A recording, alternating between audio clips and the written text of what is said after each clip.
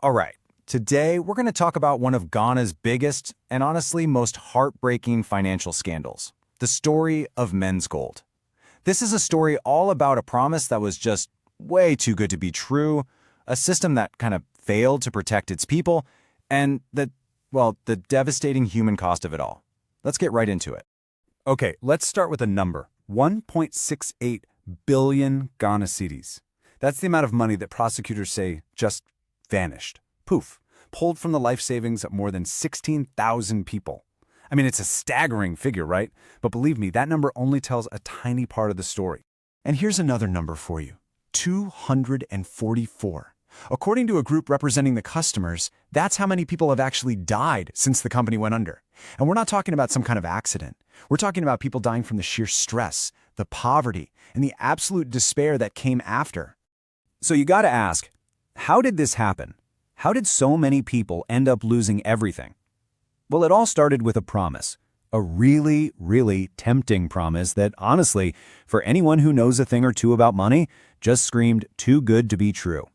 10%, that was the magic number. Menzgold promised its customers a guaranteed 10% return on their investment every single month.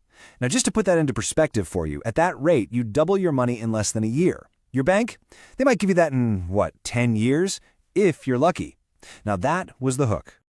Okay, so to sell an impossible promise like that, you need a machine that looks rock solid, right? You need a story that sounds completely legit.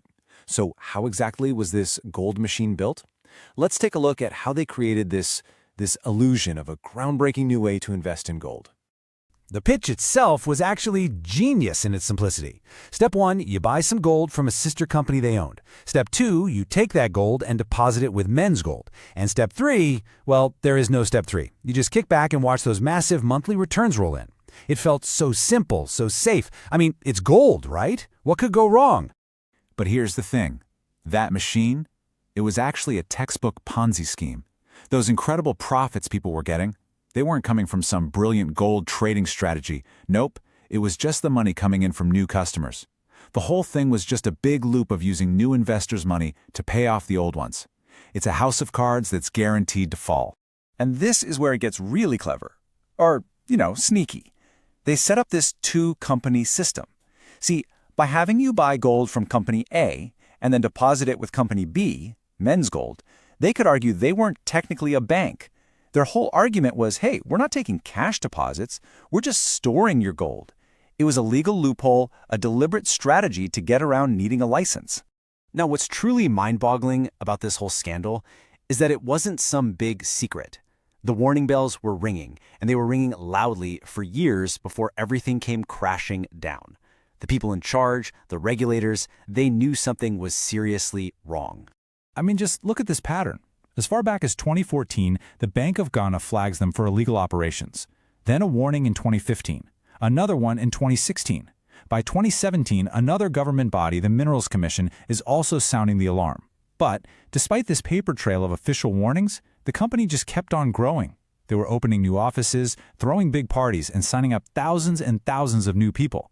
Look, a scheme that needs a constant flow of new money to survive is always going to run out of new money. It's just a matter of time. It's not a question of if it will collapse, it's only a question of when. And for Menzgold, that when finally arrived in the fall of 2018. And just like that, the music stopped. On September 7th, 2018, after all those years of warnings being seemingly ignored, the Securities and Exchange Commission, the SEC, finally dropped the hammer. They ordered Menzgold to stop its gold trading business immediately. And the panic, well, it was instantaneous. What followed was pure chaos. You had desperate customers flooding the company's offices demanding their money. Protests were erupting all over the place. Things got ugly. And eventually, an arrest warrant was issued for the CEO, a guy known as Nam1, as thousands of people came to the horrifying realization that their life savings, their retirement money, their kids' school fees, it was all gone. Now, in court, the whole defense pretty much boiled down to one very bold claim. The CEO, Nam1, argued that the Bank of Ghana itself had actually advised him to use that two-company setup. But the court, they found the complete opposite. They made it clear that the bank never, ever gave its blessing to the business that ended up costing so many people everything. So after he was arrested overseas and brought back to Ghana, NAM1 actually gave this big public speech. And what he said? Wow. It just shows this huge disconnect between him and the people who lost everything. He said, and I quote, "I am the biggest loser in all of this." Just think about that. While thousands of people were ruined, he painted himself as the main victim. Okay, so let's move away from the corporate structures and the legal back and forth for a minute. Because behind that giant billion CD number, there's a cost you can't measure in money. We need to talk about the real, devastating human price of this whole affair. Just look at these numbers. They really lay out the raw facts of the tragedy. 1.68 billion CDs, gone. 16,000 customers affected. And this one is the most chilling. 244 people dead in the aftermath, with at least 3 or 4 of those being reported suicides. The sheer scale of it is it's devastating. But remember, behind every single one of those numbers is a person, a family, a story. Take Francesca Zaboka, a 63-year-old pensioner. She lost her entire life savings, and her husband's. The stress caused her to have a stroke. Her husband, blaming her, threatened her life. She ended up homeless, living in an unfinished building, literally unable to afford a meal. That is the reality of what happened here. And Francesca's story, as horrible as it is not unique. Not by a long shot. For thousands of families, the fallout has been catastrophic. We're talking about people losing their homes, marriages falling apart, countless cases of strokes, severe depression. People saw their entire retirement fund just disappear overnight. They had to pull their children out of school.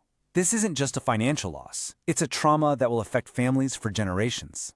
So this brings us to the final and maybe the most important part of this story. Years have passed since the collapse. The human cost keeps on climbing. So what about accountability? Where's the justice? And this is the question that just hangs over this entire scandal. If the Bank of Ghana knew there was a problem all the way back in 2014, why? Why was Menzgold still open for business, still taking people's money 4 years later? It really drives home the point that just issuing a warning isn't the same thing as actually stopping something. And then there's the whole celebrity angle, you know? Menzgold was brilliant at marketing. They got some of Ghana's biggest music stars and actors on their billboards. The court even said this was a clear inducement to invest. So you have to wonder, right? How much did seeing a famous, trusted face next to the Menzgold logo make regular people think, hey, this must be legit? So, after all this time, where are we today? Well, the trial is still dragging on. The number of victims who have died continues to rise. And here's the kicker. Not one single CD of that $1.68 billion has been officially paid back to those 16,000 customers. And that leaves us with one final tough question. When the legal process takes this long, when victims are literally dying while they wait, when families are permanently broken, what does justice even look like anymore? For the thousands who lost everything they had, the painful wait goes on.